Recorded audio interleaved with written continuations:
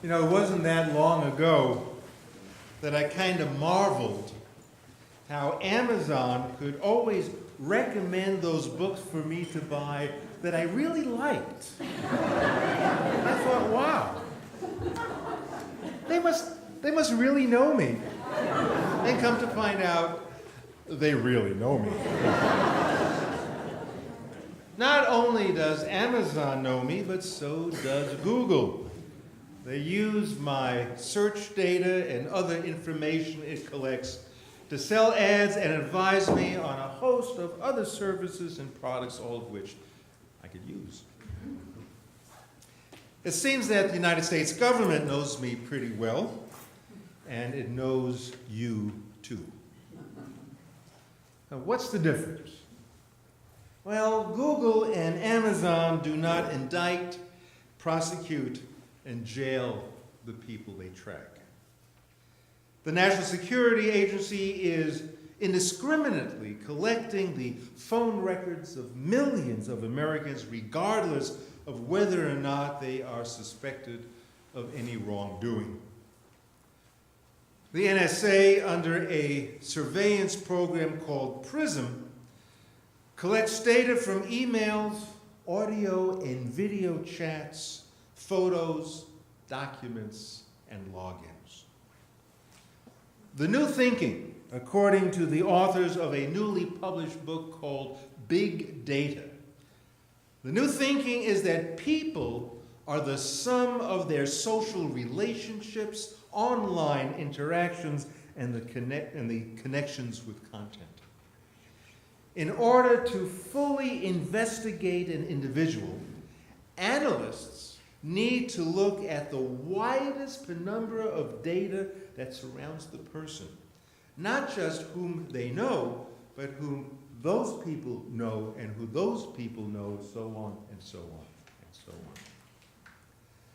Big data is growing incredibly fast. It's not all bad. It can help companies with their customer service. For example, Walmart learned that before a hurricane, sales of Pop-Tarts increased, along with sales of flashlights. And so the Walmart stores began stacking boxes of Pop-Tarts next to hurricane supplies to make life easier for the customer and, of course, boost the sales just a little bit. Big data will undoubtedly be helpful in addressing major global problems like climate change and eradicating disease. There is, of course, a dark side to big data. First of all, privacy has become so much more difficult to protect.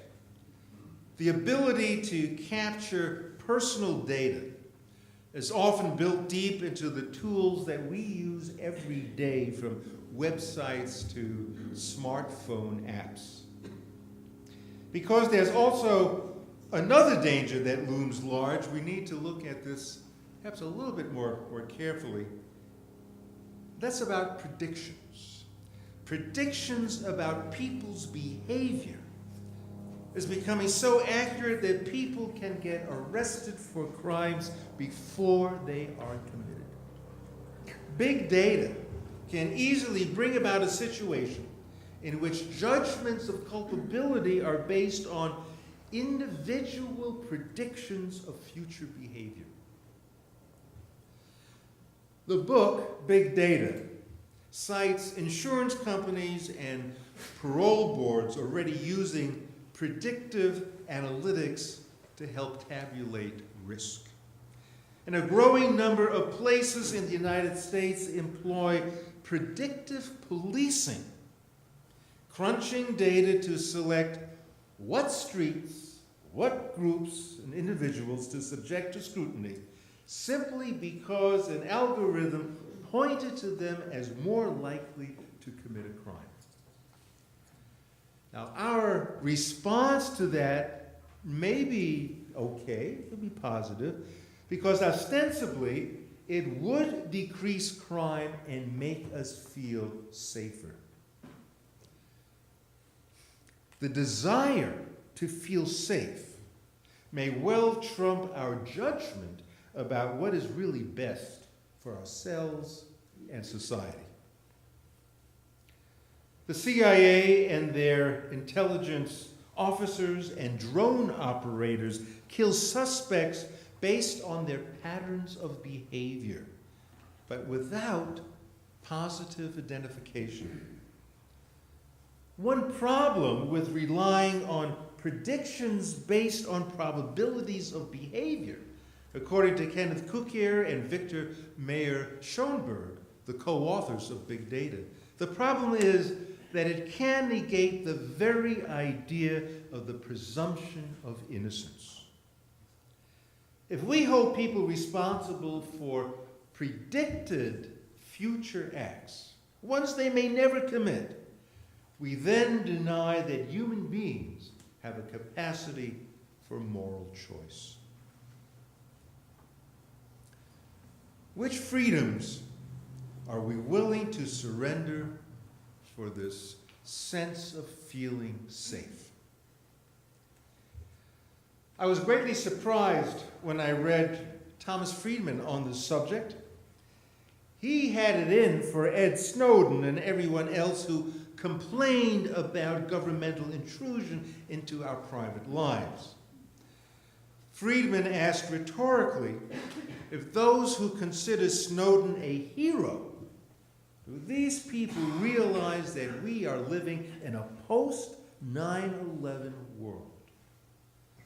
That really was kind of the breaking point for Friedman. This is a post-9/11 world. Things can't be way the same as they were before 9/11. The issue at hand is how to protect our civil liberties during these anxious times of civic security. Thomas Friedman and millions of Americans, and I'm sure many in this congregation as well, have difficulties in trying to balance two ideas. Governmental abuse of privacy on the one hand, and preventing another 9/11 on the other hand. For Friedman, nothing, absolutely nothing looms as more threatening than another 9/11 because, he insists, terrorists aspire to repeat. I ask, however, are we prepared to tell our government, do whatever you need to do to make sure another attack on our shores, be it nuclear, be it toxic gas in our subways, be it striking more skyscrapers, do whatever you need to do so that nothing can possibly harm us again? Are we prepared to go there? The underlying argument of those who are willing to give up their civil liberties is that in this day and age, the government needs big data to protect its citizens. Well, whatever the motives may have been that prompted Ed Snowden to leak this classified information pertaining to our country's methods of gathering intelligence among its citizens and even government officials from friendly nations, whatever his motive, it has fortunately generated a much needed and long overdue public discussion and conversation on human rights and civil liberties. The government just told us just the other day that it was not Big Brother. And when I hear us being told that, I also hear echoes of when Richard Nixon stated, when the president does it, that means it is not illegal. I am wary of the number of Americans who accept the assurance that government actions and all this and their surveillance is not really as bad as it sounds, and that there's an integrity applied to their surveillance, and it is, after all, legal. Government makes it sound like they're just relieving Verizon, AT&T, Facebook, relieving them of any storage problems that they may have. And besides, the Foreign Intelligence Surveillance Court fully scrutinizes all requests from the government for spying upon people. So there's nothing to worry about. Nothing to worry about until, well, I saw last week, and I'm sure just what everybody did here too, on the front page of the Salt Lake Tribune, we saw this photo of our old friend Judge D. Benson. He was looking about as benign as Mr. Rogers. I thought to myself, this does not bode well.